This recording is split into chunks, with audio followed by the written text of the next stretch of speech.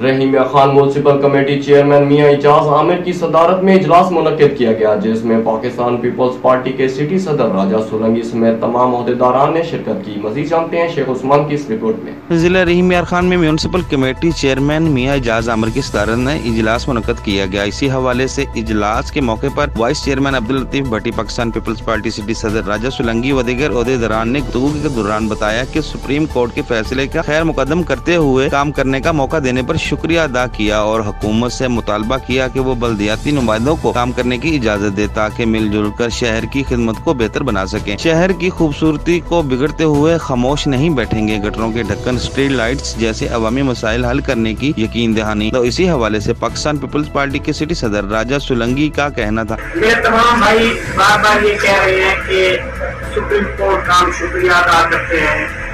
میرا بھائی شکریہ ادا کرے جا کے عمران خان، جس نے جا کے ان کے پاؤں پکڑے ہیں کہ میں یہ کام نہیں کر سکتا، میں بلدیاتی الیکشن نہیں کروا سکتا، مہربانی کریں آپ پرانے لوگ لے آئیں۔ جو فنڈ تھے، جو پیسہ تھا وہ ختم ہو گیا، اب وہ ڈھول ہمارے گلے میں ڈال رہے ہیں کہ ان کو دے دے تاکہ یہ شاید کام نہ کر سکیں۔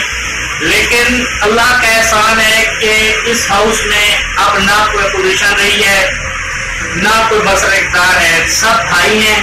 انشاءاللہ وعدہ کرتے ہیں اگر ہمیں اپنی جیب سے بھی چیئرمین صاحب کی کوئی مدد کرنی پڑے گا تو اللہ تعالیٰ مدد کرنے والا ہے، لیکن جب بندے کے عزائم، بندے کا یہ پختہ ہو تو ہم اتنے لوگ ہیں، آپ اپنے علاقوں میں، آپ اپنے حلقوں میں پھیل جائیں، آپ اپنے لوگوں کو اٹھائیں، جگائیں۔ وہ سوئے ہوئے تھے، ان کو پتا تھا کہ 5 سال اب کیا کریں، ہم ایسی اس میں قید میں آ گئے ہیں، نہ رو سکتے ہیں نہ چیخ سکتے ہیں۔ یہ انہوں نے ہمیں خود بخود موقع دیا ہے کہ آئندہ حکومت پاکستان پیپلز پارٹی کی جیت ہوگی۔ شہر اور عوام کی خدمت کو ترجیح دیں گے۔ رکاوٹ بننے والوں کو شکست کا سامنا کرنا پڑے گا۔ کیمرہ مین عدنان نذیر کے ساتھ شیخ عثمان، راز نیوز، رحیم یار خان۔